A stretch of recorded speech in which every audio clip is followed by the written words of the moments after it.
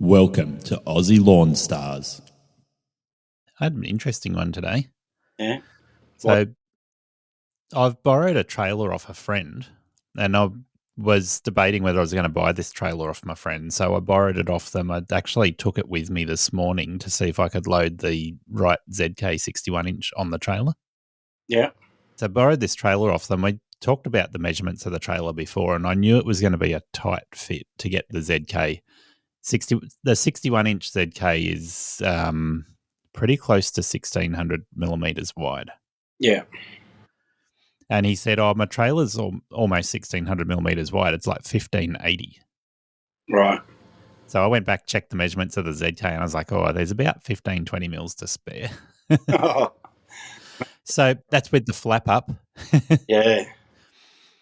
So I took this trailer with me today because the lawnmower's staying on site on my commercial contract. So I took this trailer in this morning. And this afternoon, when I should have been driving home earlier so I could get set up to record a podcast, I was like, I haven't tried putting the ZK on the trailer. So I quickly put the ramps on the back of the trailer, ran the ZK up the ramps, and I was like, it's not going to fit. It looked like it was wider than the trailer. And as I put the edge of the ramp, the edge of the deck right up into the start of the trailer, I was like, hang on a minute. Even though it looks wider, it's fitting. Yeah. And I put it on the trailer, and there was such a little bit of room like on either side. Once I actually got it up so that it was loaded up on top of the dual axles so that it's balanced. Yeah. One side of the deck was touching the trailer, and the other side had literally like close to 10 millimeters to spare. All right. So, and after I did that, I looked at it and gone, I can't buy this trailer. Yeah. Every time I load it, like if something goes wrong, a bird distracts you, or the ramp moves, or whatever it might be, any little thing would just be enough to send you off the ramps. Yeah, fly. Yeah, well, at the moment the flies are terrible. Yeah, they're horrible. I've heard other people saying we got record season of flies at the moment, but it's not fun. So did you reverse it in the trailer or drive it straight up? I drove it forwards. Okay. Yeah. So I don't know if you saw me posting on LMCA a couple of days ago. I got the 42-inch. Because that's Ender, isn't it? Yeah, the 42-inch Stander I. So the engine is at the front. Yeah. Yeah, the engines are on top of the deck, basically. So with the right Standers, not all of them, but their commercial range, the motor is attached to the deck. So when you lift and lower the deck, the motor goes up and down with the deck, which means your belt stays at the same angle, never changes angle. So I call it static, but obviously the belt still rotates, but it doesn't have to move up and down and change angles. So it keeps your center of gravity lower, and it means your belts don't have that sideways tension, which is one of the causes for breaking belts and throwing belts. So they're good like that. And the Stander I, or the Intensity, I put in the back of my van a couple of days ago. Yeah. And I reversed it into the van. And I had a couple of people asking me, like, how did you get it in there? Were you standing on it? And I was like, no, I just stood beside it and then walked it in. Oh. Yeah. Because with these Standers, not all Standers are the same, but with these you've got the switch in the platform at the back. So if you're not standing on the platform, it'll switch the motor off, but it only does that when the deck's running. So if your deck's not running, you can walk beside the machine to load and unload it. It sounds risky. No, it's actually really good. And with the 42-inch, after riding the 61, with the 42-inch, it's like a baby. It's just like, just walk it up the ramps. And I walked it up backwards up the ramps, and I think that wouldn't work in wet conditions. It would definitely, walking it backwards up the ramps, you've got less traction than if you went in forwards. Yeah, okay. So if I was going to load that in my van regularly, I would get a, what do they call it? A wheel locker. Oh, yeah. I'd shout out to Uncle Benny and say, hey, Benny Vandergeesen, give me a wheel locker. Yeah, they look pretty good. Well, I think if I understand correctly, you can do one wheel locker on a mower like that, and you wouldn't even need to worry about tying down the rest of the mower. It holds it nice and solid. So, yeah, if I feel the need to be moving it in my van regularly, then that would be the go. It'll be wheel locker, drive in forwards, reverse back out. I picked up the right Stander Eye 42-inch demo machine. It backed into my black van and looked rather cosy in there. Once using it, I found it nice and nimble and really easy to manoeuvre. Being small, agile and light means that moving your body weight around really gives you increased traction on the drive wheels and turning ability in tight spots. The Aero Core deck delivers a great cut, and I'm about to test it with the Catch Pro.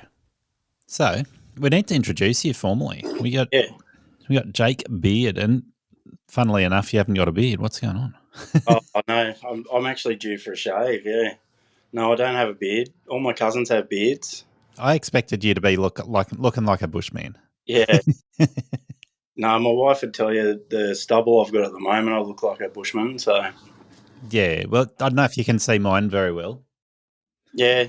Got a, good 3 days, 4 days growth there, but yeah, no, I can't actually stand the hair on my face. Yeah, I'm the same. This length, it's okay, but another day and it will be just really itchy. Yeah, that's right where I'm at. If I don't shave tonight, I'll be itchy tomorrow. So yeah, what I find, get the beard groomers and go over that at one of the lowest settings, and it just keeps it even length, and it looks like you got stubble, and it's not too bad. 0. Yeah, I don't use beard groomers. I just use the same thing I cut my hair with, but okay, yeah, no comb on, just on 0. Yeah, that's easier than shaving. Yeah, and looks manly, but I can't keep up with BJ. Yeah, there's a few. Well, you probably know I live in a mining town. Yep. Living in Cessnock. Yeah. So it's a miner's opinion that the joke is if your dad hasn't got a beard, your mum's your dad. Yep, that's the one. Yeah, yeah. They like to joke with me about that sometimes. So yeah, I bet. Yeah. Now, if you're on Ben and BJ's podcast, the topic would change rather drastically at that point. They are the unprofessional podcast. We'll keep it just a little bit professional. Yeah. So, you're in a mining town, but is there still much mining happening out around the Hunter Valley? I guess there is. There's mines like Bulga Mine's still open, and there's several more up towards Singleton. Yeah, okay, because you got the massive power station up at Singleton too. Yeah, I believe so. Yeah, it's like almost next door to one of the mines. So yeah, and that's a big open cut mine, isn't it? Yeah, it's a bit of a scourge on the views, that's for sure. Yeah, but there's a few open cut mines, I think, between you and down here, Lake Macquarie, and we've got Dora Creek, which I think is an underground mine as well. Yeah. So you still have mine subsidence signs all over the place around here, which is one of the things you just never know when you buy a property. Is it going to have mine subsidence on it? Yeah. There is a small one just out of Bellbird that I think is still slightly active, but yeah. Interesting. Okay, so let's talk a bit about your history. I think people want to know who you are. We know your name, but yeah. What's your history coming out of school? Have you always worked in lawn care and gardening? Almost. The first thing I did out of school, other than being a trolley boy, yeah, was I actually did that still when I started mowing lawns. Okay. I used to pack for Spring Valley Beverages, so I Interesting. used to do route stacking for truck deliveries in Sydney. So yeah, just picking drinks like V and Gatorade and different juices. So I did that for about 18 months. Yeah, you wouldn't believe how sticky these flies are. I've got a fly in the dungeon. I just saw it annoying you then. Yeah, dirty thing. Yeah. So while I was still working at Spring Valley, my partner at the time's father had a friend who had just gone into hospital for the second time. He was actually allergic to lantana. Okay. So that's kind of how I fell into the industry. So did you start clearing lantana for him? Yeah, it was a nightmare job. Yeah. So the man who was working for my first boss, who had the allergic reaction, that was the second time in 3 months. Interesting. I don't know how much you've dealt with lantana, but A bit. It really is toxic to everybody.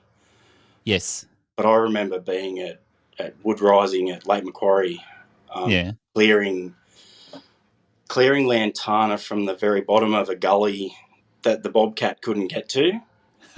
So there was no machine access. There was nothing but me, and it was probably 50 meters down a steep valley, and I had to drag the lantana up to a point where the bobcat could get it. That's nasty. What I've done with lantana and blackberries is a bit like a flail blade on a whippersnipper. Yeah, yeah. And it just pulverizes all of that really woody type stuff. So lantana and blackberries, it just turns it into pulp, and you leave it on the ground, just like mulch. It's like, it's good for the ground. Who needs catching with lawnmowers when you can mulch lantana and blackberries into the ground? Yeah. But yeah, so my first boss, so the man who taught me how to mow lawns, Bob, his name was actually Adrian, but I don't know why he got called Bob. He taught me a lot about maintaining grass, housing estates. That fly still getting you? It was on my mic, and I was like, I'm going to swat it, but it'd make a really loud pop on the mic if I do that. Yeah, so I did a lot of work around the Hunter, Port Stephens, working for Landcom. Yeah. So on housing estates. That was working for someone else, not my own business. But basically from the start, I had some jobs on the side. So I'd mow the neighbour's lawn or mow my mum's lawn or whoever needed the lawn mowed. So, yeah. But I've got it's a 23-year history of being a gardener. So it's a long story. So you've been doing it for 10 years more than me. Yeah. Take you back to 2000 or thereabouts.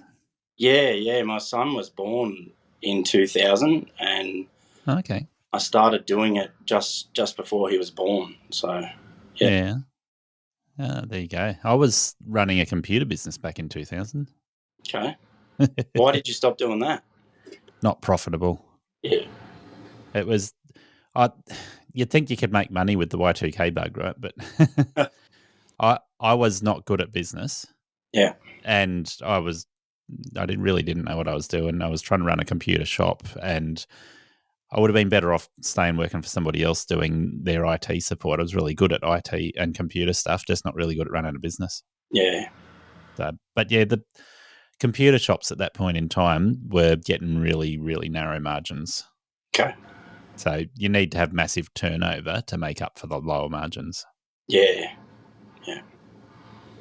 So yeah, consequently, I have a lot of friends and family asking me for help with their computers, and it's like, no, I don't do that anymore. I've forgotten how to do that. Because they just expect it for free. Yeah. I mean, I don't mind helping people. It happens in the lawn and garden industry as well. Sure does. You mow lawns, do you? Can I just ask you about this, or can you help me with this, or can you come up and do that? Yeah. Yep, get asked all the time. Yeah. Love jobs. I don't mind doing things for friends and family a little bit, as long as they're not just taking the mickey out of me, taking advantage of me. It's all good. Well, the first mower I ever had was actually my mum's mower. A 1.6 Briggs and Stratton. I can't remember the brand, but it was a baby. It was really light. I mowed lawns with that for, I think, 18 months. Just on the side while I was still working for other people. So so you weren't using it full time then? No, definitely not. I think I would have killed it pretty quick. It was Yep. more like on Saturdays and or Sundays, and after work, finished work as well. So yeah, that's how I built my business, was slow and steady. So obviously you can't just decide to mow lawns for a living and not pay the bills with a $60 lawn. So yeah, and that's an interesting point. You see a lot of people on LMCA or people I talk to on the podcast who have jumped straight in and just gone, all right, let's buy into a Jim's franchise or a Fox franchise or buy a run off somebody independently. Yeah. Or they do exactly what you're saying that you wouldn't do, is jump in with no customers, no job, and try and build a business as quickly as possible. Yeah. Well, I was lucky because I was already in the industry. So I was able to take jobs that my employer didn't want. Yeah, okay. So one of the larger national companies I worked for, they were basically like, if it's not worth $5,000 a month to us, we don't want it. And you're in a big truck with a big mower and boys and on whippersnippers, everybody approaches you and says, do you the famous, do you cut grass? It's like, well, I'm cutting grass at the moment. But yeah, I took on a few jobs and were actually given a few jobs from that company that were basically deemed too small for them. So what sort of areas were you landing those jobs? Because you mentioned before you were around Lake Macquarie, but were you working Sydney or Lake Macquarie when you're doing that? So at that company, I was what they called their northern pinnacle for New South Wales. So when I started working for them, I lived in Newcastle. Yeah. And did maintenance around Newcastle and the Central Coast. Yeah, okay. But when work was a little bit quieter, they used to send me to Manly and Olympic Park. I did the brand new landscape maintenance at Stockland at Foster. Yeah. So you got sent all over the place. Yeah. I did more Ks than just about anyone in the company. So other than the sales reps. So I was just up at Foster on the weekend. Yeah. Went up there with my wife for our anniversary. Did you go to Stockland? I can't say I did, to be honest, no. Yeah. Actually, I think I drove past on the way home. Yeah. I'm just trying to think where Stockland is. I know where it is because I have stopped in there before. Yeah, it's over the far side. Yeah. Yeah. Yep. Yeah, didn't visit it this time. But no, it's a nice spot around Foster. There's plenty of beaches and nice restaurants on the edge of the river. Yeah. The best area that I landed jobs from that company was in a housing estate where we did the maintenance. It was so at the company I was there a maintenance person, so they had a construction company, maintenance company. Yeah. And my job, it was a cushy job. It was just maintenance on brand new $1 million landscapes. So nice. Yeah, so the construction foreman would build the job and then take over the warranty period. So, and some of the warranties were 2 years even. So, wow. So, while it's under warranty, you would do all of the maintenance. Yeah, that's right. Yep. So the turf was warranted and the plants were warranted, the irrigation was warranted. So, yeah. So did they train you up as a qualified horticulturist or anything along those lines? Or I'm not a qualified horticulturalist, no. Yeah. Okay. So they would have given you training, but not qualifications. Yeah, I did my working at heights, working in confined spaces. Okay. Manual handling courses. All the the basic things. But so labouring and construction qualifications, like all those sorts of things. But I was lucky. I was lucky to learn under two really good horticulturalists that were my account managers. So one man by the name of Matt Bissica. Yeah. And another one who's a bit of a legend is Justin Morton. Okay, nice. Justin Morton taught me a lot about horticulture. So yeah. Yeah. it's good to get that training. A lot of people going into this game don't come in with that sort of background, so you're pretty lucky to have those people to learn from. Yeah, well, I managed to. I was a supervisor of 7 different apprentices on any given time. So yeah, I had 2 apprentices qualified with distinctions, and yeah, they were excelling because I'm pretty I'm pretty picky. Yeah, and I'm into looking after the gear. So what level of apprenticeship were they doing? Were they doing horticulture or sports turf or mostly parks and gardens? Parks and gardens. Okay, yeah. Yep. So it was parks and gardens. In the end, I think now currently the company they actually do in-house training now. Yeah. So they got to a certain level, standard third-party certification or something. So the apprentices don't even go to TAFE anymore. They just do it at the office. That sounds good. I think there's a lot of value in doing that for a large company. Yeah. So how many years did you do with the landscape company before you pulled the pin and went out on your own? So I'll go back to the beginning to work it out. Yeah, 2000. From 2000, I worked for Bob for about 18 months. And then he sold his business to another man named Dave. And I worked for Dave for probably 18 months. And then I would have worked for the national company for maybe 7 or 8 years. Yeah. So you would have been approaching around 11 years by the time maybe 12 years even. Yeah. By the time you went out on your own. Yeah, where I would say full time. Yeah, where it was the only source of income.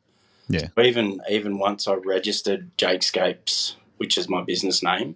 Yep. When we registered as a business, I was still working for that company. Yeah. But working for myself after work and working for myself on weekends. So there were years there where I was working. I used to call it 8 days a week. Yeah, I can imagine. Which isn't possible. So you do a full day with them, and then you do a few jobs on the end of the day that are your own. Yeah, and then full days, like 10-hour days on Saturdays and Sundays. So you're a lunatic. It got me where I wanted to be or where I needed to be. So I didn't have a career to begin with to be able to retire from that career and buy into a business or buy a franchise. I didn't have that opportunity. I didn't have like I grew up in Housing Commission in Walls End. So there wasn't a source of income except for the income that I made for myself. Yeah, fair enough. Yeah, but it worked. The company I worked for, it was a bit funny when so I started by just going 4 days a week. Yeah. When there was so much work, I went 4 days a week with that national company and did my own thing for the other 3 days. And public holidays, that was like an opportunity to get extra work done and make it. But I was actually subbing to them a lot of Jakescapes work. So the same pay lady who was paying me as an employee of the company was paying the invoices. And I think in her mind she thought that the $12,000 invoice was all just for me. She didn't quite understand that I was also running 2 or 3 staff and purchasing materials, and it was landscaping. So there was a lot of bills involved. It wasn't all going in my bank. Yep. Yeah. Yeah. So because you were also an employee, she didn't understand that the business side of what you're doing. It was actually really good. I'm not sure how ethics work with it. I got questioned. A couple of businessmen, more corporate guys who I've discussed it with clients, said questionable business, but I was the employee managing the contract. Yeah. Also the business subbing the contract. Yep. So I was able to control the margin a bit. Yep. So the company who had the contract, I was managing that and invoice or sending through what to bill the client. But then as long as I made money, there was a margin there that was controlled by me. So I think as far as ethics go, I think if it's a publicly listed company, then the shareholders might question the ethics. But if it's a private company, then they're sort of free to do what they want when it comes to preferred contractors or employees and whatever suits the business. Yeah. And it's because they had lost one of the larger contracts in Newcastle that I was responsible for while I was employed by them. That they'd lost that in the meantime. Yeah. But because when we moved, my wife and I moved down to the Central Coast a long time ago, probably 17 years ago. Yeah. I was on the Central Coast on the Woy Woy Peninsula for about 10 years, still travelling to Newcastle to pick up my son every Friday.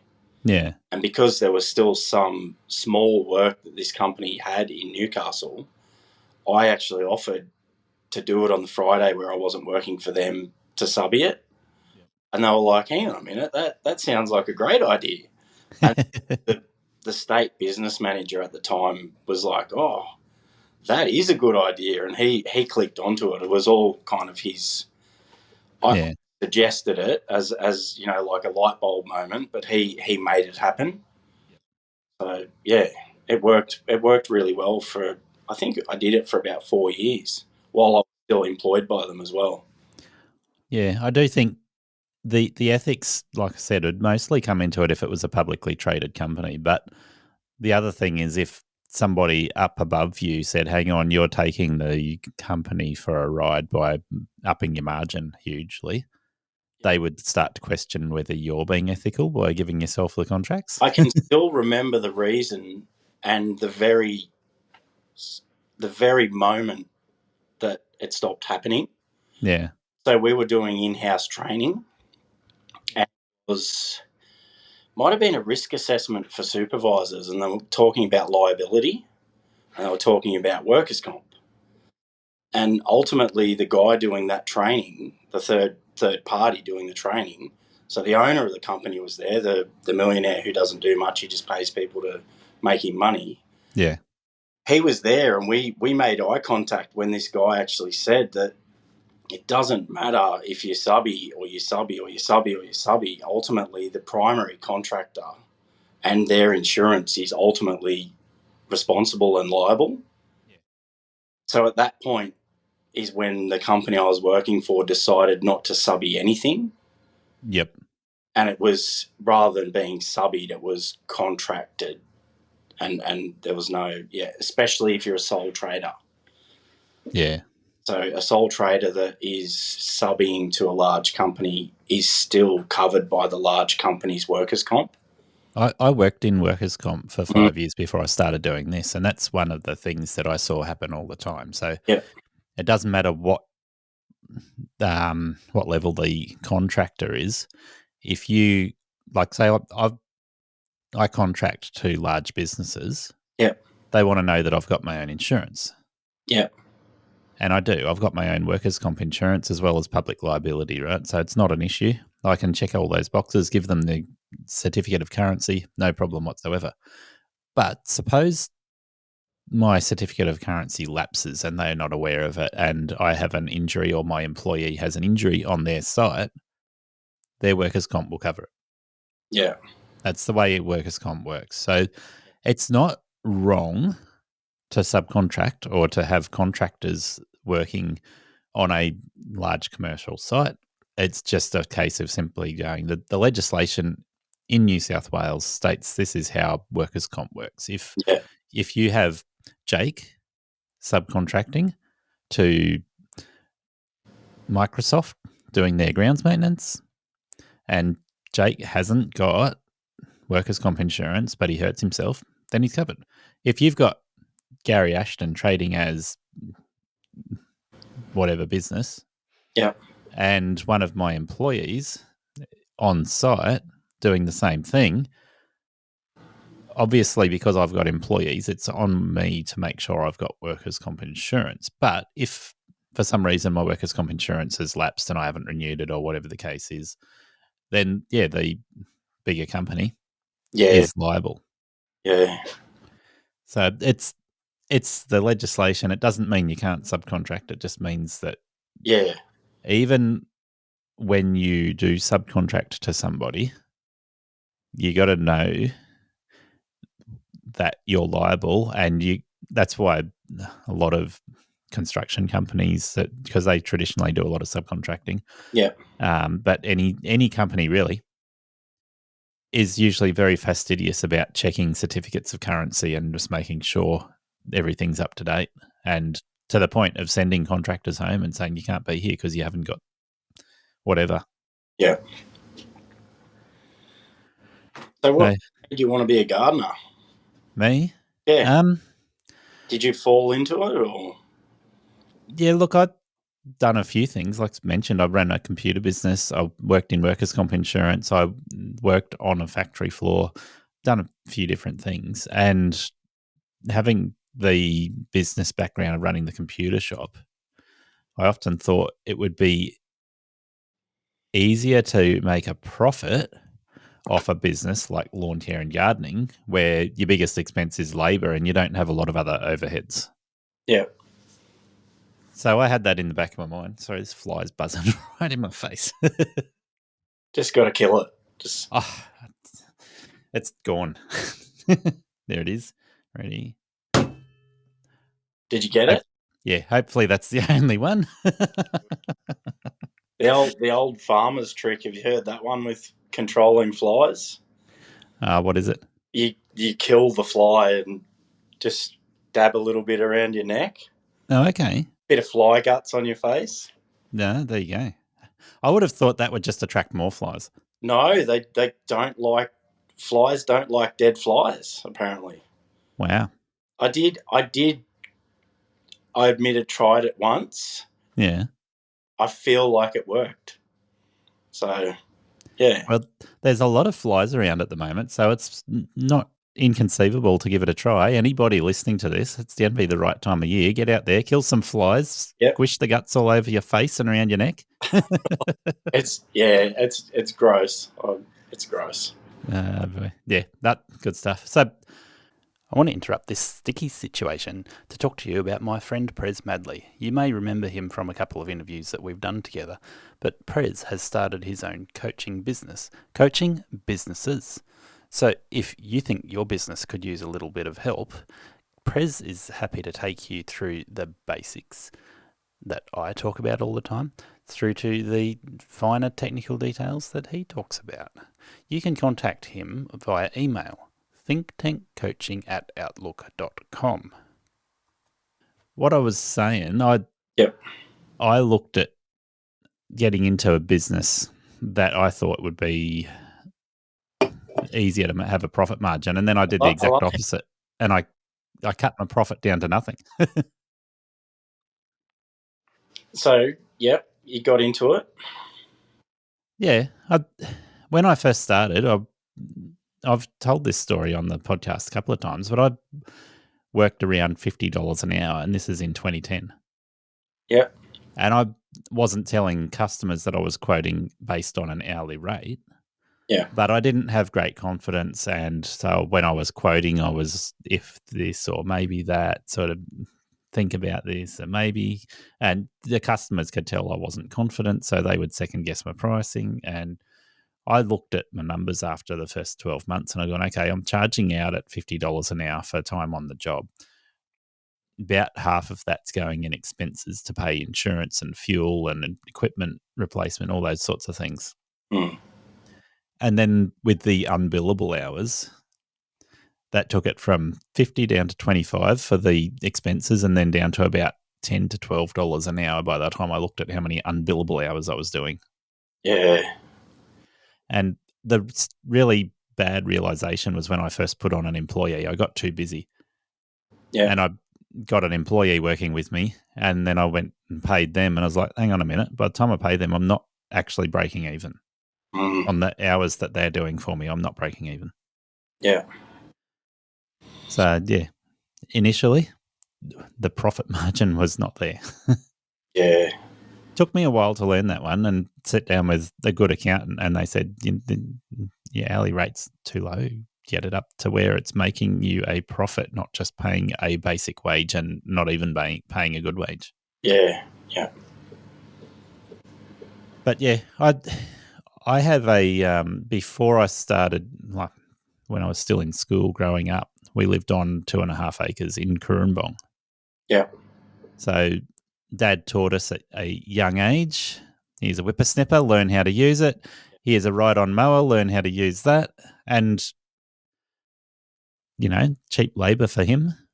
I think he paid us like $5 maybe to do 2 acres of mowing. So how long did that take?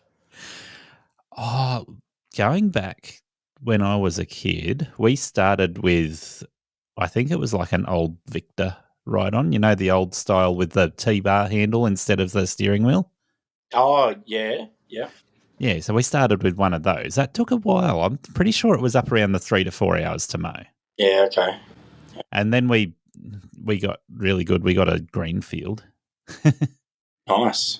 So, you're up to about a 30-inch cut with the green field, and I think it was down to about 2.5 hours with that. But I managed to break the mower almost every time I used it.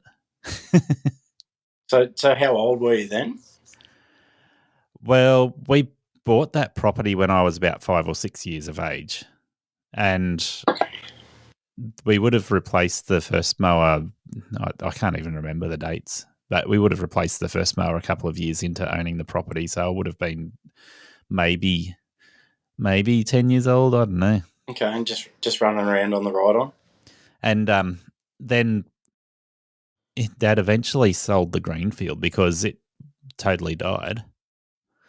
And greenfields do this. They work well and you maintain them, but they get to the stage where everything flogs out and the bushes can't be replaced. The bearings, if there's bearings or bushes, whatever, they just get to the point where everything's flogged out and you can't rebuild it. Yeah. So that was what happened to our greenfield. And Dad went and bought a King Cat, which I think was a New Zealand machine.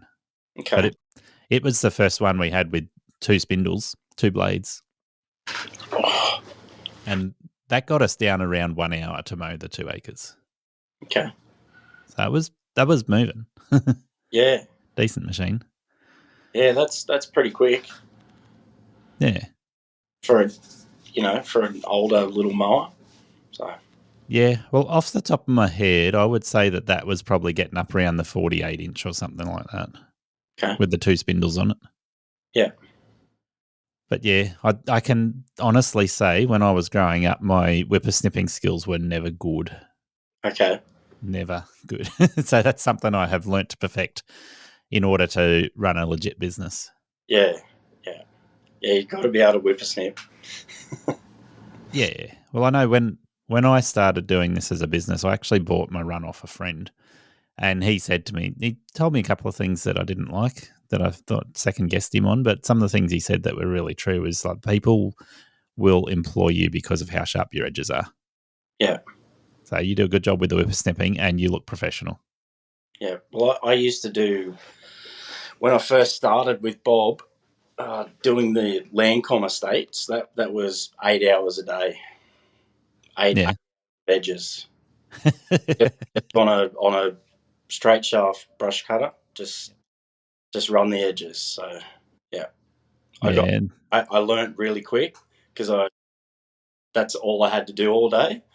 Yeah, showed me how to do it, and yeah, if I wanted to get off the job, it was do it as quick as I could so I could get home. So yeah, that's it. I've done a couple of jobs where you spend 8 hours plus a day on the whippersnipper. Yeah, and must say it hurts the elbows and stuff after a while. Yeah, it does. You've definitely got to change your grip and change your stance and change how you're doing it. I can do a vertical edge. I don't know, 3 or 4 different ways. I've taught Yeah. I've taught a couple of left-handers how to do a straight edge. Yep. I'm a lefty. Yeah, okay. And it looks really funny when I'm trying to do it how I think they should be doing it, just because they have they always prefer to use their left hand on the throttle. Yes. I try and hand it to them right-handed, and first I try and teach them right-handed, and Yeah. you can tell they're just never going to get it. So Yep. turn it around and hold it all weird and find the most comfortable position. But yeah, I've taught 2 or 3 left-handers so who could do a edge. So when you're doing vertical edges, you're saying you got 3 or 4 different ways of doing it. I'm thinking there's 2 ways I'll do it mostly. One is where you hold the shaft on an angle, so and being a left-hander, my right hand is holding the loop handle, yeah, and my left hand on the throttle. And if I'm holding it on an angle, that means that my left arm is sort of lifted up a little bit. It looks a little bit awkward. The right arm is reasonably straight, and yeah, then what happens there, being a lefty, is the exhaust on the petrol machines is right up against my elbow. yeah, yeah. So I've burnt my skin numerous times, or on a daily basis because of that. I've got a few scars from exhaust. So my second employer had a whippy that didn't even have a guard over the muffler for a while. Oh no! And I long sleeves help with that. But I actually used to wear an old sock, like without on it, and I'd have the sock between my wrist and my elbow to protect from burning my forearm. So yeah. So this when I whippersnip, my preferred way is to stand on the path. Yeah. And I basically throw it down. The engine's down near my hip. That's in my opinion, the fastest possible way that I can do it. So with the engine down near your hip, that means your whippersnipper shaft is sort of getting closer to horizontal instead of on an angle. Yeah.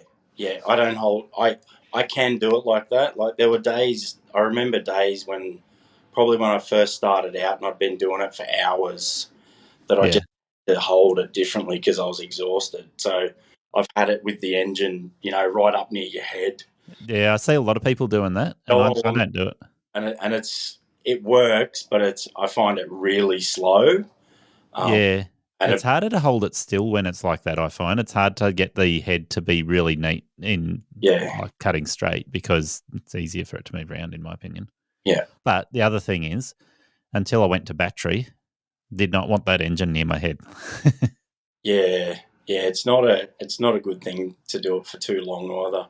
And I had like pistons blown out, or not just the noise and the fumes, but like what happens if something real major went wrong with this engine? So yeah, I don't do that very often at all. So fair enough. Yeah, I certainly am not keen on that method. So okay, so I stand on the grass more than on the path. I'll do both. Yeah. But I find standing on the grass, I usually get a neater edge than if I'm standing on the path. Yeah, and you definitely get a wider edge too.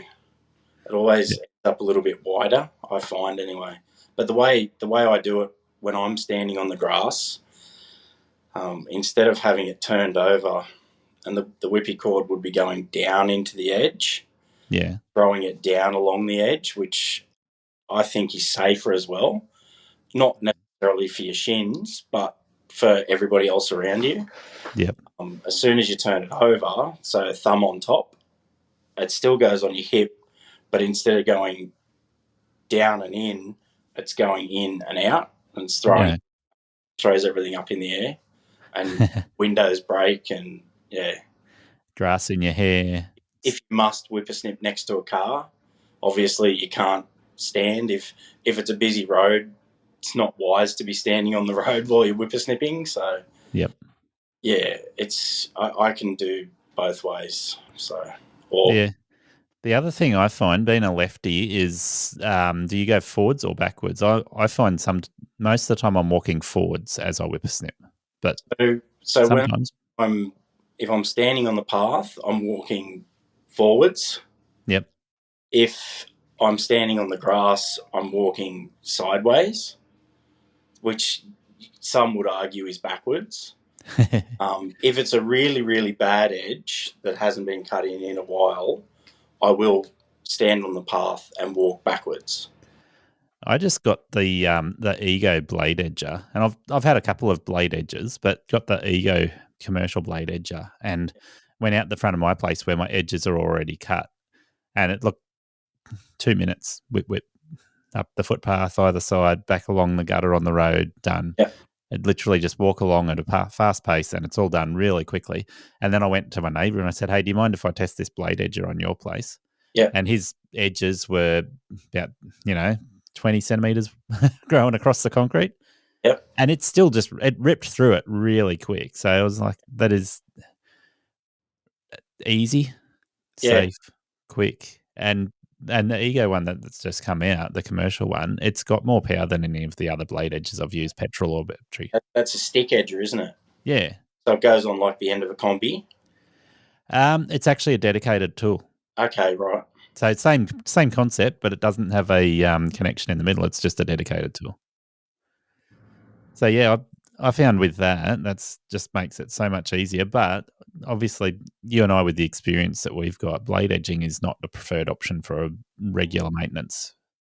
I bought an Atom edger years ago when one of the warranties I was doing was Coinda Waters. So it's a golf course just out near. You probably know where it is if you're a coastie. Yep. I actually bought it off one of the greenskeepers from Turnpoint, and I used it 3 times. Yeah. And then it stayed in the trailer, just kind of in the way. Yeah. And then I ended up getting rid of it and sold it because I wasn't happy with the result. Yeah. It had cut, like you said, the overgrown stuff. It had cut it really well. Yeah. But I just found it didn't clear the edge at all. I just kind of still sat there, and it only did a really minuscule thin edge. Whereas I'm not saying I do trenches when I edge, but the edge just felt like it would come back within a couple of days. Yeah, I've found that with blade edges, and I've traditionally haven't gone for a blade edger like you, just because I've got those years and years of experience whipping with a nylon cord and prefer to do it that way. Yeah. But yeah, I think you've got to get another engine out. You got to get another machine out to whip around your posts and whippersnip around your Telstra boxes. And you'll often end up doing it twice anyway, because you run over it with the blade edger and then you go back and get the stringy bits that didn't come out with the blade edger with your whippy anyway. Yeah, clearing the edge, yeah. Yeah. But yeah, certainly for overgrown edges, the blade edger makes it so much easier. Yeah. I like to think if it's that overgrown, you're going to need a shovel anyway. I did about 2.5 kilometres of gutters at a commercial estate at Tomago. But it wasn't just edges, it was dirt. So yeah, the dirt and the grass was probably 3/4 of the way over the gutters.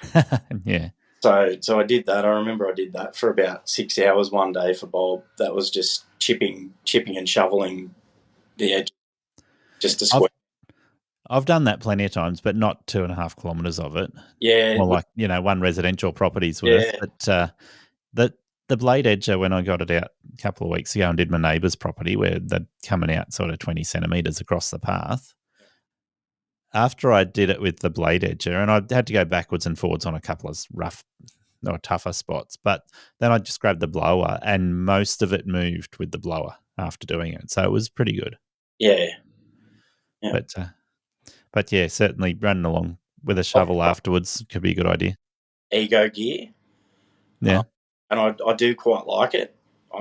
It's just all a matter of investing. So come the money to buy more stuff. So some of the guys really rate the scissor. What do they call those? Yeah, those scissors or reciprocating blades. Yeah, reciprocating scissors. They look pretty cool. So I know some of the guys on LMCA reckon they're using them just like you were saying, like the blade edger. Yeah, I haven't used them yet. I had a chat to one of the local mower shops about those, and they had a Husky set for the multi-tool, and they said it's like you're going to blunten the blades fairly quickly, and Yeah. that they didn't see them as a valuable tool for most things. And I was like, well, it's got to be valuable for places where you're working around stones, so you're not flicking stones everywhere. And they're like, that's probably the only case where they would actually recommend it. Or gardens where it's a spade edge. Garden edges, yeah. Rather than throwing all the mulch and crap, you just run along there. So yeah. So have you tried one yet, or you? No. Yeah. I haven't either. So that's one of those tools which I've thought about numerous times, but haven't actually tried it. Yeah. It does look like it would wear really easily. Yeah. And do you have to replace the whole head, or do you just buy blades for them like you do a blade edger? Or I think that'll depend on the brand as to whether you can buy replacement blades for them. Yeah. I'm usually like, stuff it, I'll just grab the whippy anyway. But they're probably like a hedge trimmer blade. You could probably get a Dremel out and sharpen them, maybe. Yeah. I don't know. Yeah. Again, I don't know either. I haven't used them. Mm. Yeah. So you've had a lot of experience with gardening work, not just mowing work, right? You've done a lot of hedges and other gardening jobs. Yep. So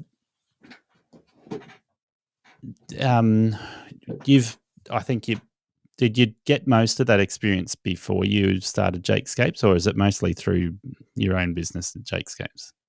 I got a lot of experience when I was working for the national company. Yeah, okay. So I had a job at Balgowlah, or one of the ones down at Manly.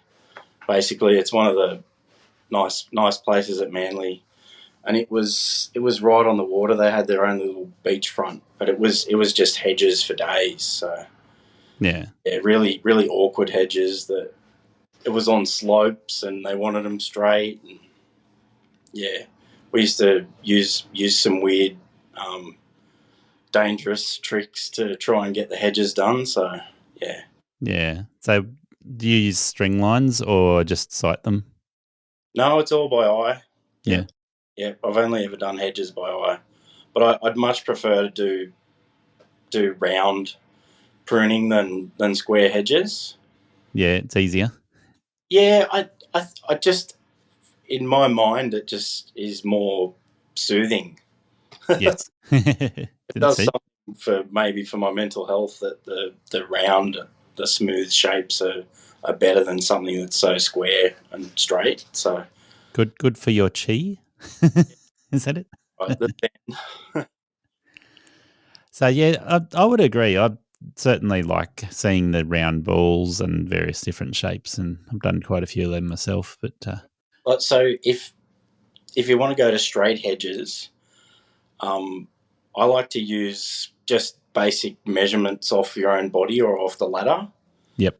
So the first apprentice who I trained, he was a lot taller than me. He was about a foot taller than me. So the perfect straight hedge is one that's right at hip height, right? Yeah. And walk along, and it doesn't hurt your elbows. You've got the perfect height. You don't have to bend your back.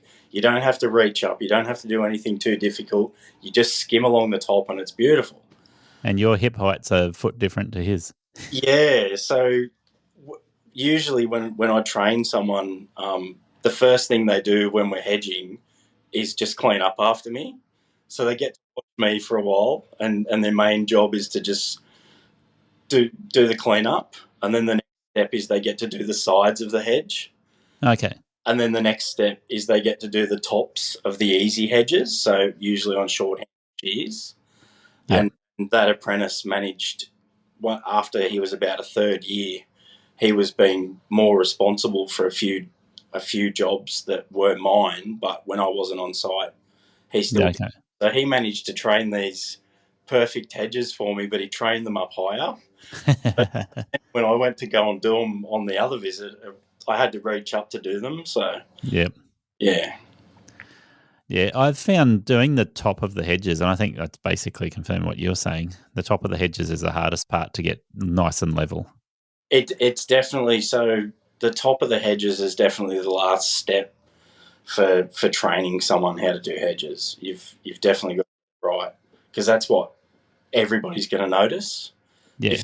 If that line doesn't look right, then you've kind of failed. It doesn't matter how good the sides look, unless you can see each end of it and see the end of the prism. So, yep. Yeah. I find if I'm not careful and I do the top of the hedge, it's always got a bit of a slope. Whatever I think looks level, I go and do it, and then I look at it and I'm like, no, that's not level, nowhere near. Yeah, but so if you go, once you go ladder and using the articulated long handle pruners, I count clicks. I count how many clicks I fold it, and I count how many steps I go up and hold the position and just, kind of force the hedge into my height. That's try to do. And then once I've got them where I want them, then they're a lot easier to maintain. Yes. Mm. Definitely makes a big difference. Yeah. Yeah, I've found number of hedges. I'm 6'2", and number of hedges are just at a really awkward height. So it's like, okay, do I let it grow a bit bigger, or do I keep it the size that it is, or take it down a notch? Yeah, and sometimes it's not always up to the contractor. It's up to the client. Yes. It's like, I want that right there. It's like, okay, yeah. Yeah, I've got a couple of Buxus balls at the moment they're not balls, they're just ugly looking things because they haven't had enough nutrition and they were tiny. So I was like, I need to let them grow out twice the size and then shape them. And so it's like, all right, get some nutrients in there, grow. Yeah. So you want them to be bigger, or? Yeah, definitely want them to be bigger. They were probably barely a foot tall, and they had no shape to them at all. They're just spindly looking things they're not balls, and it's like they need to be balls. First off, it's a lot easier to do a reduction than it is to train something to get bigger. Yeah. Especially with the balls, like, because you got to be able to see it before it's even there. Yep. So you've got to imagine what size you want the ball, and not cut anything within the ball, and only cut anything that's out of the ball that you want in the future. So I've also found training them is to let them grow a little bit at a time too, so that they fill out nicely. Otherwise, if you let them grow straight out to the full size, they end up really thin. Yeah, that's right. Because anything that's leggy, like plants will grow leggy if you let them. And if you cut one, it multiplies into 2, and if you cut 4, it multiplies into 8, and that's how plants lead out. So yeah, that's it. But what's the plant that we've got that's a weed in Australia, but they use it for hedging in the UK? Privet. Yeah, I've got a couple of spots where privet has grown into a garden that it's not supposed to be in. Yeah, and I'm like, I look left, look right, nobody's watching. Let's turn it into a ball. Yeah, and like you can see, I quite often see it, a large leaf privet coming out of the top of a sasanqua hedge. Yeah. Or, even things like a camphor laurel. Yeah. Bastards, they come sticking out of the hedge, and you can tell the gardener doesn't even know it's there. They're just hedging.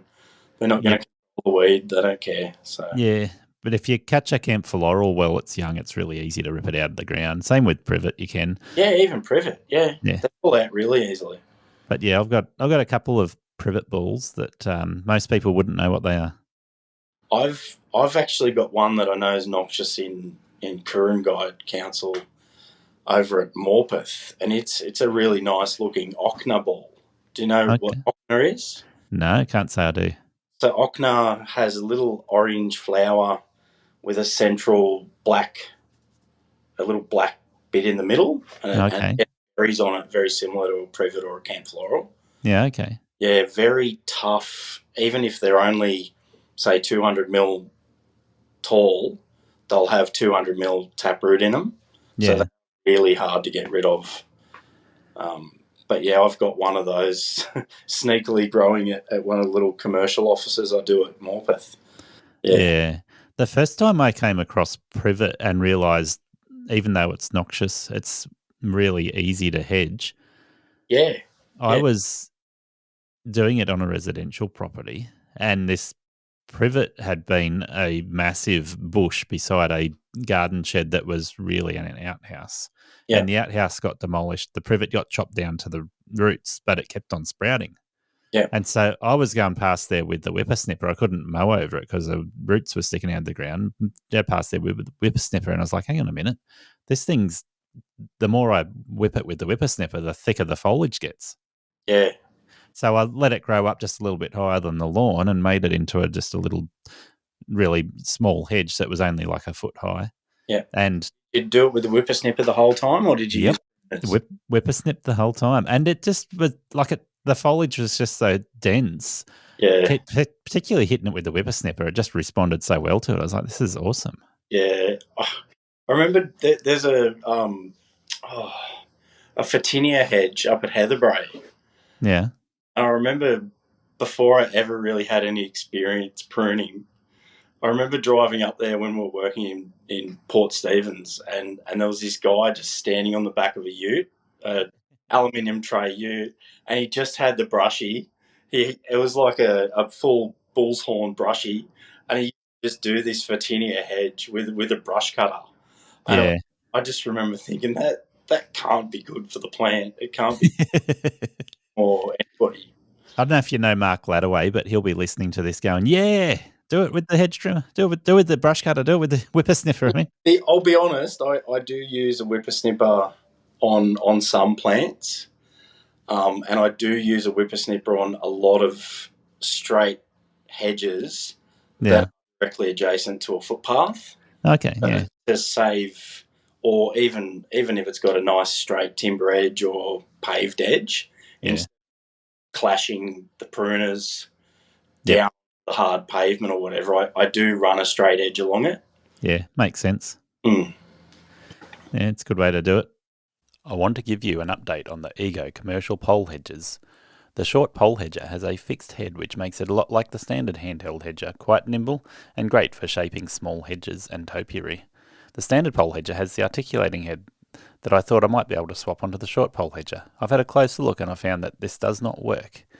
Even if you took the liberty to modify the mounting, the articulated lever would catch on the handhold, so it's really not possible, Overall, both these hedges do a great job on hedges, and I have found the blade speed, shaft drive rather than a direct drive, and the runtime all make for a great commercial package.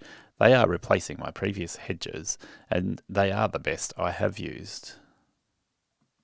Yeah, what I wanted to look at now is what your business looks like now. What does Jakescapes do currently?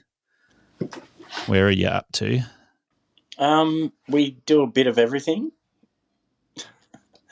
Bit of lawns, gardens, small residential housing estate. A lot of hedging. I'm seeing a lot of hedging coming this season, so... Yeah, I have noticed your social media hedging is one of the things that you share a fair bit of, and I think you got some pretty impressive hedges around the Newcastle area. A couple. There's one that we do at Anytime Fitness at Katara, which is a big fig that I'm pretty proud of. So yeah, I do like to share that one. I'm sure people on LMCA and the Newcastle mowing pages have seen it a couple of times. So yes, yeah, I think you've shared that with me. I've seen it come up. Yeah, there's some of the Newcastle boys were joking about setting up a barbecue and coming just to watch me prune the fig balls. So yeah. I've got a little ficus in my backyard that I took from a cleanup job. And what had happened in this property that was I think it was a deceased estate or a mortgagee's repossession. It might possibly have been both. Yeah. But we'll go with deceased estate. This ficus had been in a pot and the pot had cracked and the roots had grown through into the ground. Yeah, they do that. So I just ripped it right out, chucked it in the back of my trailer, brought it home, and dug a little bit of a hole beside a tap so I could water it easily, and put it in the ground, half in the ground, half out of the ground, and it took. Yeah. No surprises. Yeah, But, well, it's funny you say that. There's only really one plant I've ever killed by accident, and that was a ficus at my mother-in-law's house. Did you pee on it?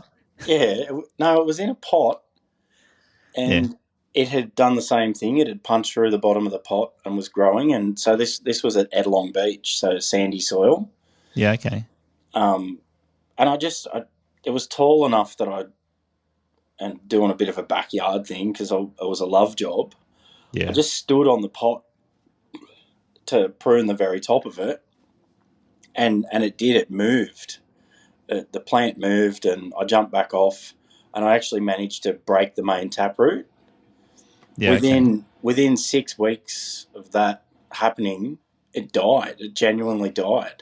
Even after trying to bring it back, it just carked it, and I got teased for years off my mother-in-law for killing her ficus. So she's like, "What sort of bloody gardener are you?" No, it didn't survive the abuse. Yeah, that's right. We were wanting to wrap this podcast up with a few questions about what the future looks like for you. And I'm trying a segment with what I'm calling Tech Talk, where I'm just going to ask you a bunch of questions and you can say, don't want to answer, plead the fifth, or you can give as much detail as you want. So yeah. First off, I want to know what you're thinking in the future for Jakescapes. Oh, my future is short. I reckon I'll be doing it for about another 10 years, if you call that short. Now, we haven't really talked about we did talk about how long you've been doing it, but are you thinking full retirement in 10 years' time, or are you thinking move to a different career? I don't know. I'm just not sure if I'll be able to do it for much longer. Fair enough. Yeah. Yeah. The physical effort of this job can be very taxing, right? Yeah.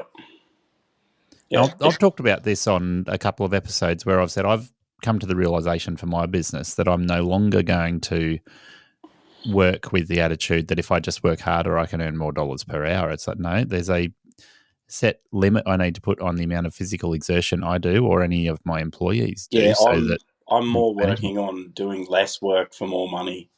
That's my main game at the moment is if I can do less work, more money, it makes sense to me. Yeah. And of course, still delivering good quality and value for customers. But yeah, I think most of us who have been in this game for more than a minute end up realizing that you can't just wreck yourself in order to make a few dollars. Yeah, that's right. So, and customers that are worthwhile, not people who are just trying to take you for a ride, they will see that too. Yeah, definitely. Yeah. It's our business kind of revolves around a couple of good customers. So the sort of people that just want you to look after their property and make decisions. Sometimes checking with them, other times just doing. They say, Jake, just do what you think. So they're the sort of customers. Another 10 years for you is making it for pretty much a lifelong career anyway, isn't it? You've been in it for a long time already. And then another 10 years, that's a decent amount of time in the industry. Yeah, it'll mean I would have been a lawn and garden guy for 33 years in total, if I can do that. Yeah. Are you struggling physically at the moment? You're going, okay, I think my shoulder's not going to make it, or my legs, my knee, that sort of thing? Or is it just a case of going, overall, I just want to make sure I'm doing the right thing? No, I hurt my back a long time ago. Yeah. I hurt my back as far back as 2007. And it showed up in, about 2017. Yeah. So I kind of live with that every day. Yeah, okay. But I've had a couple of issues with my back, and the biggest thing I've had is trying to pull a bogged ride-on mower out of the mud. Yeah, that's not a good idea. You know the right thing to do is to go and get mechanical advantage, go and get something to tow it out. But there's so many times where I'm like, oh, it just needs a little wiggle. It just needs to just get that back tire off out of the muddy bit and onto some fresh grass, and it'll have grip. It'll not be a problem. Like I can move that. Yeah, And mine was from lifting a push mower on and off a truck. Yeah. So just a 196 Honda. Yeah. Yeah, that's it. It's just a awkward enough lift. It's not really the weight that's the issue. It's just the awkwardness of lifting it from, I'm guessing, from ground height straight onto the truck each time, right? Or off. Yeah. I probably did it 100 times that month, and yeah. Yeah, that's adds up, doesn't it? Yeah. And your back does keep the score. Oh, definitely. I'm still paying for it. That's for sure. Yeah, no good. Okay, well, Jake, let's try this tech talk, right? I've talked about the industry numerous times from the point of view that most people are absolutely fascinated with the technical aspect of their job. They are technicians by trade. Yeah. So I want to fire questions at you that are basically technical, and they're going to cover all manner of things from equipment to business questions, and you can just say not answering that, or you give me as much detail as you want. Okay. So first one's going to be around equipment. Now, what does your current equipment setup look like? What sort of tools are you using on a daily basis? Just starting with my zero turn, it's a 52-inch Bobcat. Yeah. They're about a 25 horsepower? Yeah, I think so. I think it's 26. Yeah, spot on. Yeah. Yeah, okay. So that's your zero turn. Are you running it on a trailer and a ute or on a truck? Yeah, I've got a dual cab Triton with a cage trailer. Yeah. Oh, you just lost respect driving a Triton. No kidding. It's all I could afford. They are surprisingly good value, really. I looked at buying a Triton recently, and I bought a Hilux, and I just think Toyota's better. But we won't get into the debate there. That's all right. Seriously, I get flogged for it all the time. My friends, my family. Yeah. It's like, I couldn't afford the 60K. I could afford the 38K I paid for it. So. Well, the difference is massive, not just on price, but availability. If I wanted to buy a brand new vehicle, Toyota was 12 months wait. And Isuzu was maybe that month, and I was trying to get it before the end of the financial year to get the massive write-off. Yeah. And Triton was like, come and take your pick. Yeah. And the price difference between a brand new Toyota and a Triton, I think, was probably $10,000 to $15,000, wasn't it? Yeah, it worked out about equivalent. It was nearly $20,000 for what I needed. Yeah, that's insane. Yeah. So that's massive. I'm a big fan of combi tools. So because I have smaller toolboxes, I keep the combi tool in there, and I can interchange between hard pruning with a chainsaw, or pruning high hedges, or just whippersnipping when it's needed. So you've opted to put your tools in toolboxes rather than trimmer racks as they go? Yeah. My trimmer rack is, when it's in the shape of a whippersnipper, we just put it in the central tray between the boxes. Okay, The whippy just sits diagonally in the tray up on the actual frame of the tray. So, yeah. My trailer that I've used for years and years is a 8x5 box trailer that I bought secondhand, and then I modified it to suit. So I put 1 foot wide, so I brought it down to 4 foot wide on the internal dimensions, and 1 foot on the left side I've converted into a toolbox, so it's the full height. So I can put drums in the bottom and whippersnippers and hedge trimmers and all that sort of stuff in racks up above that. And it's got a hinged door on the outside of the trailer, so it's all accessible from outside. But that means I'm running 8 foot long by 4 foot wide for putting my mowers or green waste in. Yeah, mine's an 8x5 that I think I've had for longer than my daughter, so over 16 years. 8x5s are a very common size, and I think not really cowboy category, although some might argue otherwise. I think that 8x5s are very practical. And if it's a box trailer or a caged box trailer, or like mine was fully enclosed, they're very practical. And the only downside I would say there is if you are doing a lot of grass clippings, then you don't really have a separate compartment for doing grass clippings compared to where your mower is, unless you leave your zero turn behind on days where you're doing a lot of push mowing and do it that way. Yeah. Most well-kept lawns will go into if we're talking hand mowing, they'll go into the tenant's green bin. So yes. Yeah, and that's for me. I'd avoid catching grass at all costs. So, what about you? I'm guessing if you're using the Bobcat, you're not putting a Catch Pro on it, or do you do that? No, if I'm doing a ride-on job, I don't catch. No. So it's really when you're using the push mower. What push mowers are you running at the moment? They're Hondas. Yeah. Yeah, you got all self-propelled 21 or? No. I usually only have one primary hand mower, so it is a 216. Yeah. I did buy, I don't know, without brand bashing, I bought a Toro commercial recycler. And in the 2.5 years I've had it, I've probably had more downtime than runtime. Yeah. So it was a great machine when it was going, but it's been problems from the start. It's currently in getting the internal governor repaired. Yeah, okay. So, yeah. Yeah, I don't think it's brand bashing to acknowledge you've had trouble with a machine, and other people will have the same machine and say it's been flawless for them. I think most contractors, and the reason why Honda is so prolific in our industry is because most people find that they work. Yeah. Yeah, it's a great machine. It starts all the time. It had a bit of a problem with the cable from brand new. The Honda cables are often a problem. Yeah, it was weird. It felt like it was the transmission. Yeah. I think it was a common problem that the techs figured out. It wasn't the transmission, it was the cable and the way the cable went into the transmission and engaged it. So, okay, yeah. But they fixed it. And it's been great.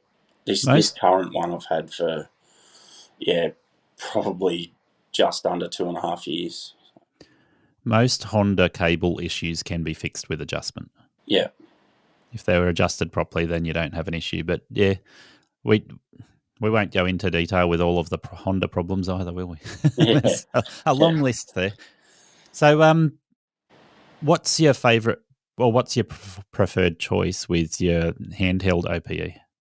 So your multi-tools, whippersnippers, hedge trimmers?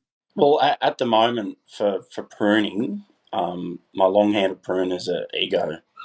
So I'm just using the combi tool set up to prune hedges, yeah. Yeah, okay. Have you seen the new commercial hedge trimmers from Ego? Yeah, I haven't. I know of them, and I've had a bit of a look.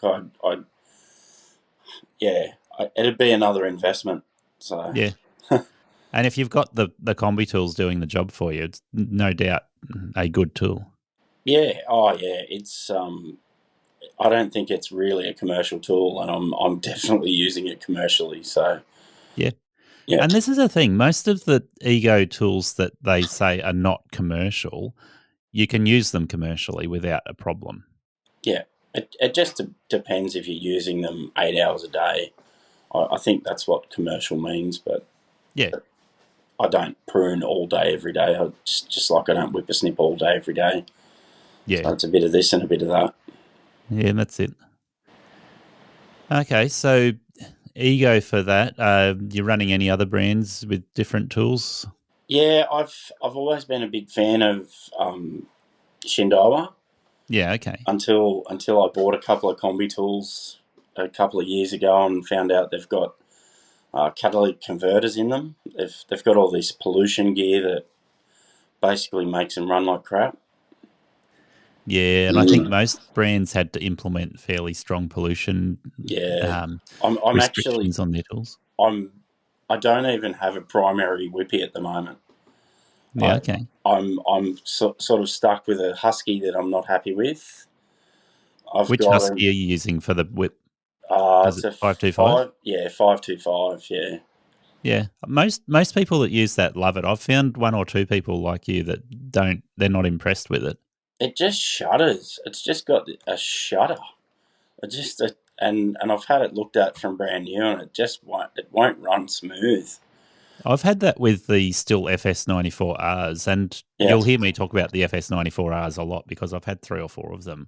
Yeah. And most of them don't shudder, but I've had one that just shuddered the whole time you use it. When it's just like the shaft just gets like a counter vibration in it or something like that. And I don't know what's going on with it. But I have hard to use it good. I've got an old I think it's a T260. The old Shindy. Yeah, Shindawa, and it's a weapon. But recently, I did a throttle cable on it, and the mechanic fixed it, but he didn't have the right. I don't know if you know they've got the little aluminium tube that goes in directly into the top of the carby. Yeah, no, I'm not familiar with them. Sorry. Yeah, so the throttle cable goes up, and a lot of them are on a lever. So the cable pulls the lever, which turns the carby. But this one, the cable goes directly in, so it's got a hard aluminium tube. And the mechanic MacGyvered it and tried to use the current tube, but he said he had to cut it short. But it's affected the whole machine. Yep. So I'm not happy with that. The Ego, I'm not 100% happy with when I'm whippersnipping either. So have you got enough batteries to do the whippersnipping with Ego, or are you always running out? I can get through, if I'm on a 5 amp hour, I can get through an average lawn, but obviously I don't have 8 5 amp hours. So, and you're not set up for charging them on the go? Not quite. I do have a battery, and I've got an inverter. Yeah. And the charger in the ute, but the battery isn't big enough, so I can't just charge straight off the battery. I have to have the car running. Yeah. I'm looking at doing that at the moment, and I think I'm looking at somewhere around 2,000 watt hours of battery to set up in my ute. Yeah. A lot of setups can go down to around 1,000 or 1,200 watt hours, but you run a solar panel there to back it up. Yeah, well, that's what I need to do. I need to set the solar up. That'll help me. But my electronics friend, he just does it as a hobby. He said a general rule is you have to have the same amp hours in the lead cycle or whatever battery you're using as to match the wattage of the inverter. So I've got a 1,500 watt inverter, but I've only got a 120 amp hour battery. So he said that's why the draw will be too much. So he said I need a bigger battery to keep up with the inverter. Yeah, he said the battery needs to be at least 150 amp hour to be able to keep up with the inverter. The other thing is a lot of the rapid chargers, you want to have a look at what their current draw is to see whether your inverter matches the rapid charger and then whether the battery matches that. Because I have only tested the rapid charger, so it could possibly be the rapid charger doing it. I've just got to do the test on just the normal charger for Ego and see if that doesn't draw too much. Yeah, I think you'll be right though, because that's just thinking off the top of my head. I think their biggest charger is 750 watts. Okay. So if you're at 1,500 watt inverter, and your battery's 1,200 watt hours, then you should be all right to do that. But I think going a bigger battery and then making sure you got solar to recharge the battery so it doesn't sag on the way. Yeah. Yeah, but that's your friend who's an electrician. He knows what he's on about. Trust him before you trust me. Yeah. Well, I've got no idea. I see some guys with their battery setups in their utes, and it looks like you need to do rocket science to be able to do it. But mine's literally a King's battery box that's wired into the inverter. It is hooked up to a DC to DC charger. Yeah, okay. So it charges while I drive as well. That's good. But it's a really simple setup, but it does the job. Kind of. Once I get a bigger battery and the solar setup.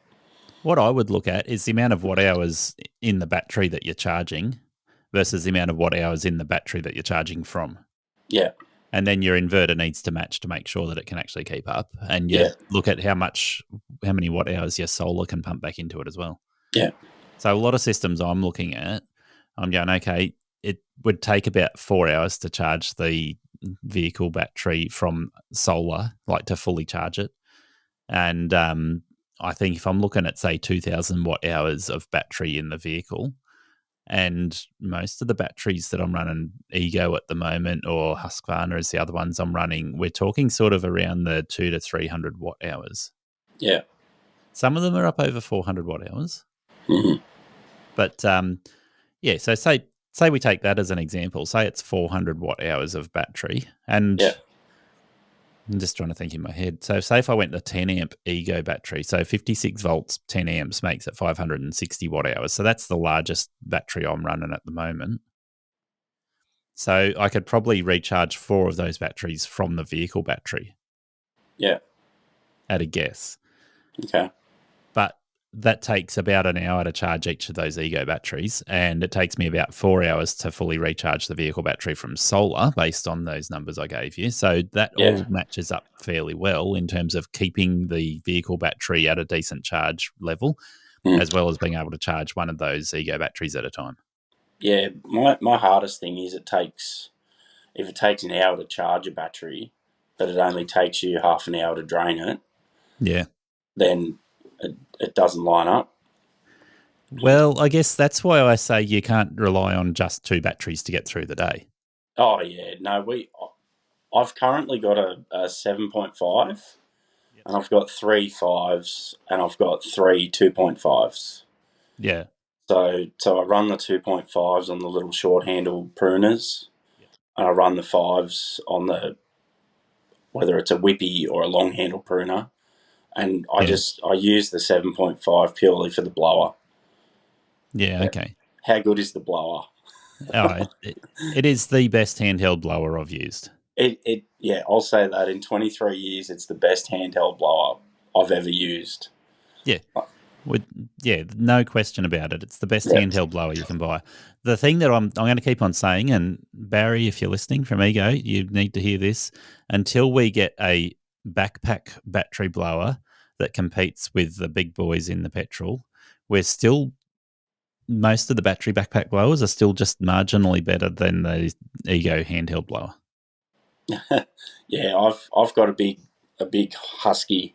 That's my backpack blower. So yeah, it's a monster. So I'm using the Stihl BR600 as my backpack blower, and it's probably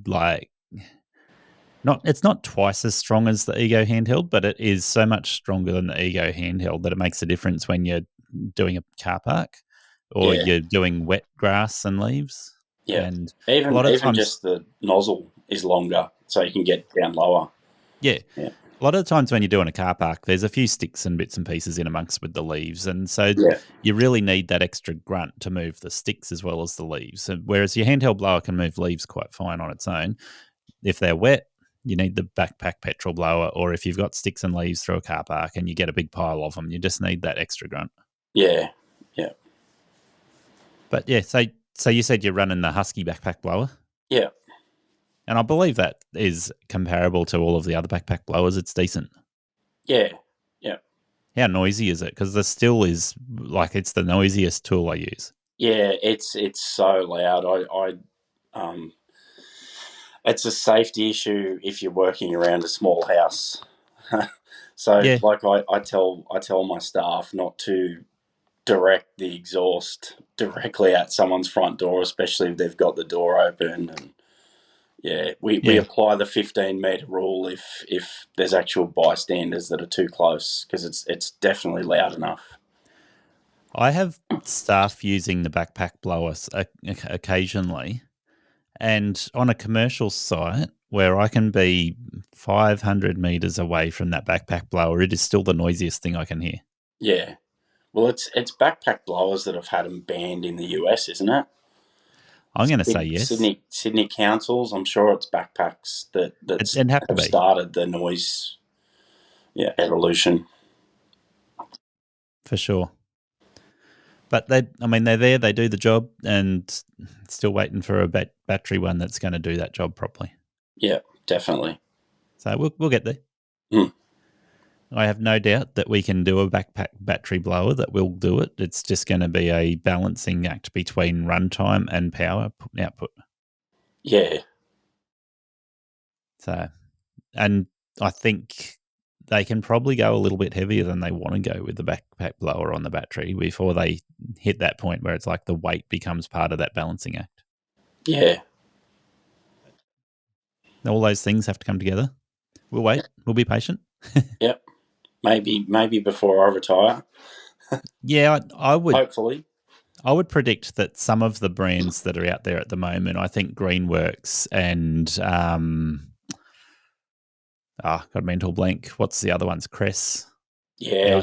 I think those are the two brands which have been announcing new backpack battery blowers at the moment. I've had a go on the Pelink one. The Pelink is quite good, but still just lacks that really the Newton meters of torque it needs to really move a lot of stuff.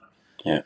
And I've had a go on the Husky battery one as well, the biggest Husky battery blower you can get, and it's almost comparable to the Pelink. They're very similar. Okay. So yeah, I do like the look of the new Ego backpack blower that you can put the two 10 amp or 12 amp batteries on it. I think it comes with two 10 amp batteries and a charger. Yeah. But yeah, I think it's still noticeably less torque and airspeed than what your petrol variants are. Okay. It's funny, I looked at that and it just looks like they've got two of the hand blowers and turned the motor up and that's how it's going to be running. It looks good, and I have no doubt it will be good. Yeah. Yeah. But, yeah, we will keep pushing for more. We need more from battery blowers to get that backpack battery blower working where we want it. Yeah. So what else, any other tools you want to give a shout out to that you're using on a regular basis? Or? Oh, not really. Not really. I've got one of the best tools I ever bought was the little Ryobi loppers.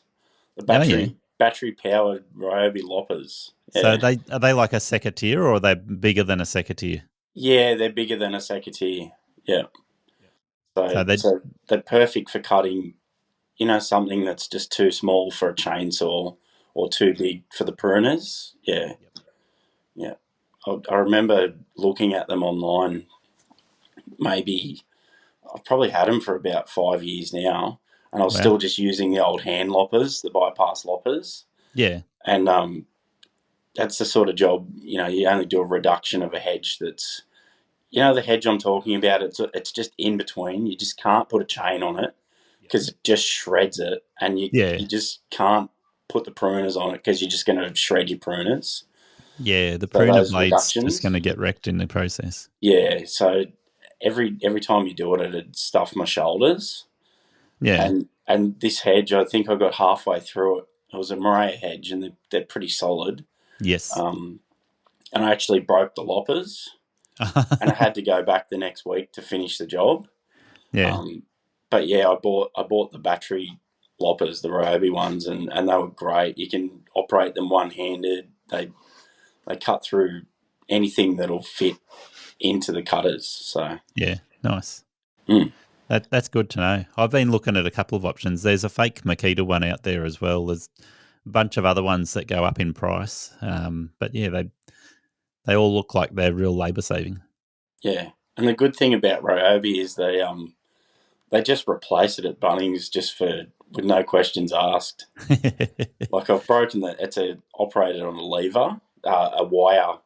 Yes, is what pulls into the motor, and that's where all the strength comes from. Yep. I've done 2 of them, but I've only ever paid for one. Yeah, okay. Set of loppers, and you just take them back and you say, "Look, this broke," and they go, "Okay, go and grab another one." Yep. So I got told off going into Bunnings to replace a Ryobi tool, and yes, I've got a Ryobi tool as well. Yeah. But I went in there and said, "Oh, look, this has died prematurely." And they looked at me in my high vis, and they're like, "You're using it commercially. We're going to replace it in good faith, but don't dare come back and ask us to replace it again." Yeah, okay. And I was like, I'm still okay. Still waiting for that day. So I didn't use the Power Pass because apparently, if you use the Bunnings Power Pass to pay for it, that automatically means you're assumed as using it commercially, and you can't get it replaced under warranty. Yeah, well, mine's all through the Power Pass. So yeah, and you've never had it questioned. Yeah, no. Interesting. I wonder if there's any Ryobi reps on here. just trying to find out if we're doing it or not. Well, it's an interesting one because Bunnings have got fairly interesting policies, and I think it depends which Bunnings store you go into, and like you say, the Ryobi rep probably comes into it as well. Yeah. Well, I do live in Cessnock. They might have different policies, or the staff just really don't care. Yeah, that's probably what it comes down to. They don't want to fight with someone who just wants their broken tool replaced.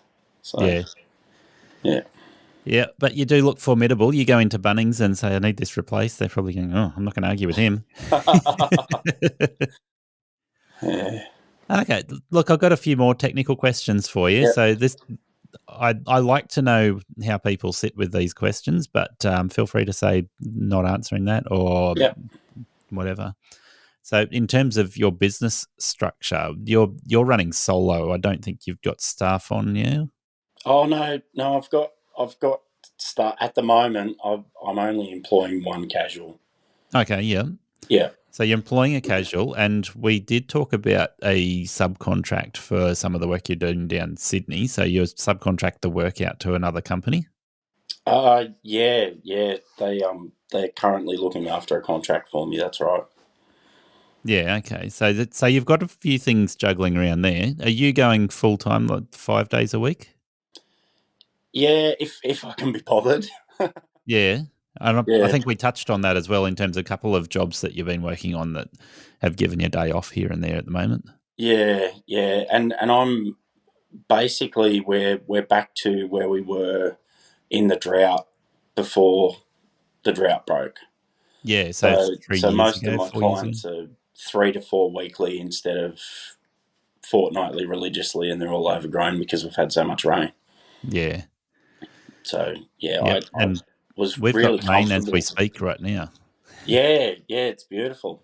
Yeah, it's very good rain. So yeah, it's good to have it, and still waiting for the weather app to acknowledge how much rain we've actually had.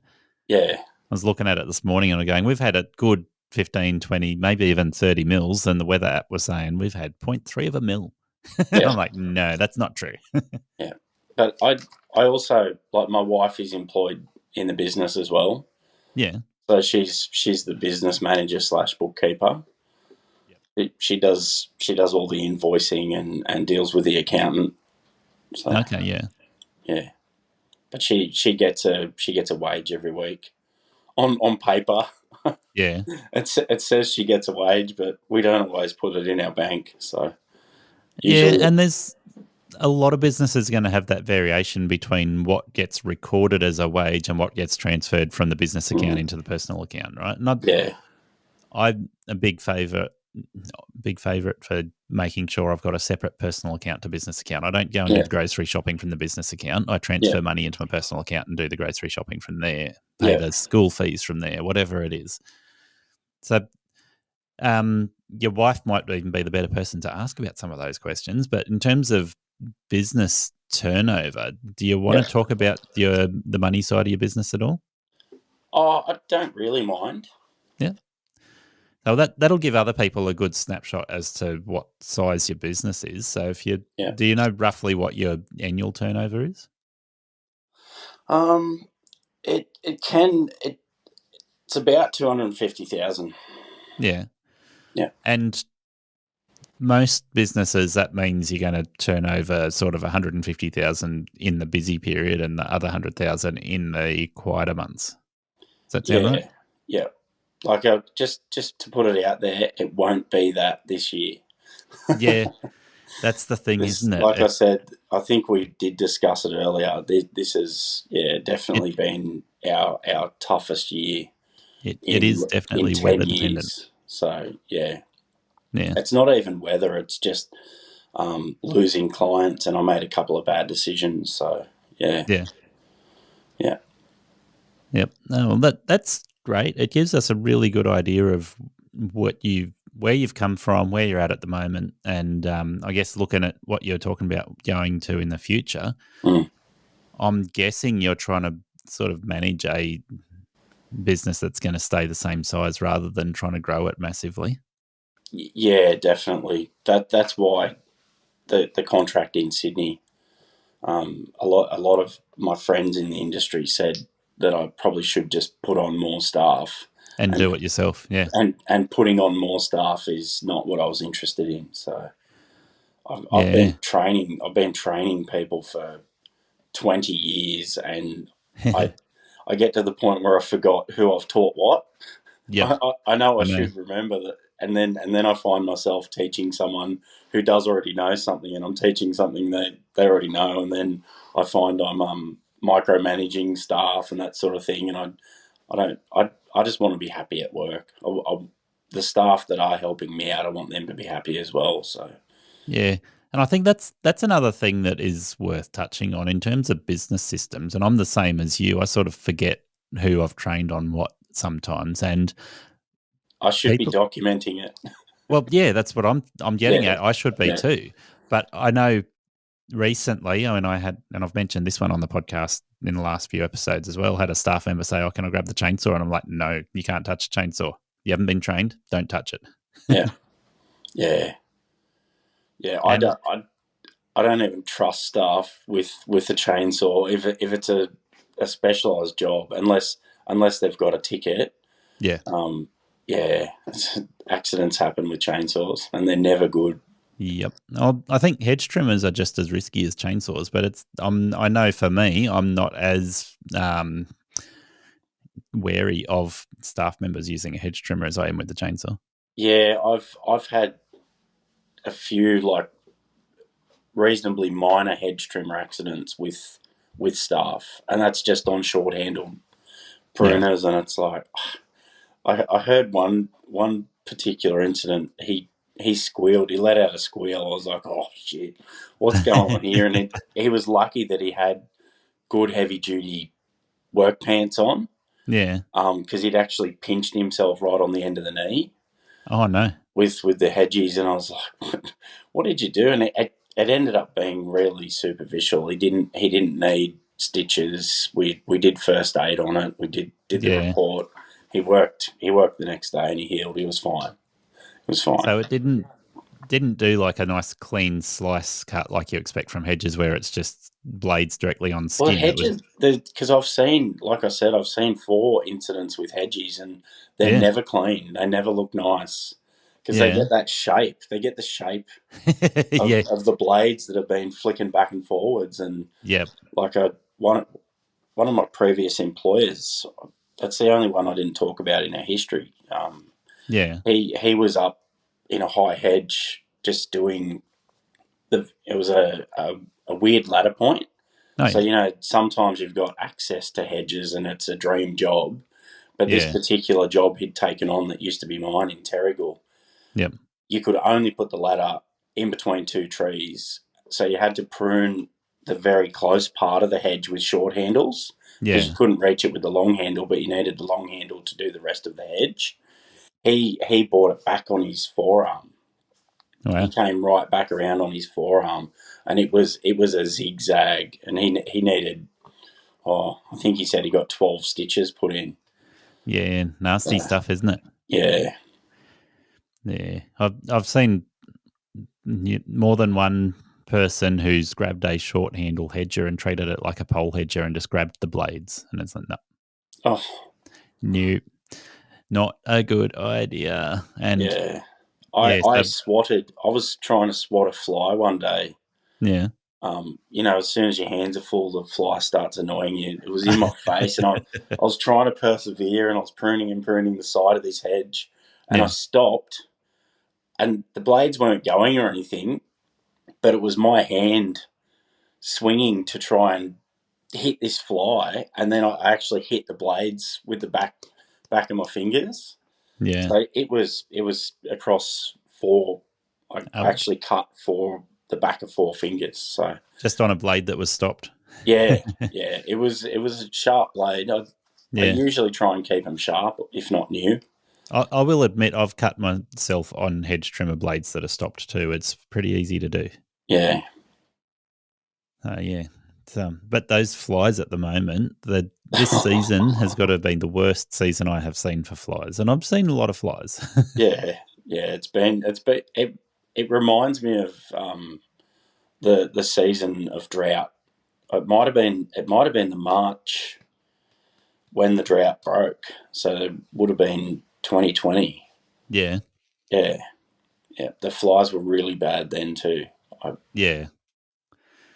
But yeah, when they're bad, I generally, as a general rule, I don't swear. Seldom do. But yeah, those flies get up in your eyes and up your nose and in your ears and, man. Yeah. I'm sure if anybody was around me when I'm working with my earbuds in and telling the flies who's the boss, they'd be like, what's he saying? Yeah. I think we've just about come to the end of this interview, Jake. So I appreciate getting you in the dungeon. Yeah. I know we're close enough. We almost lined up a face-to-face interview, but it works better for me to do a video recording, and I don't have good cameras set up to do face-to-face video recording at the moment. But yeah, just want to say thank you. That's all right. Thanks for having me. It's been good. I wasn't sure when you first asked to interview me. I wasn't even sure why, but yeah. Well, I've done 120 interviews for people who are in our industry, and I'm always looking for new people to interview. You got to interview someone. And let's face it, every business that I interview has something interesting about what they do. Yeah. So I don't have a cut-off criteria of going, nope, they're not interesting. Yeah. If somebody is really pestering me to interview them, then I probably have a cut-off. But but outside of that, it's like, generally speaking, if somebody's been in business for more than a minute, then they've got something interesting they can share. Yeah, definitely. Thank you for listening to Aussie Lawn Stars. Please remember to rate and review the show on the Apple Podcasts app or the player you use. Exciting new shows are released every Monday. Make sure you follow or subscribe to hear the next episode.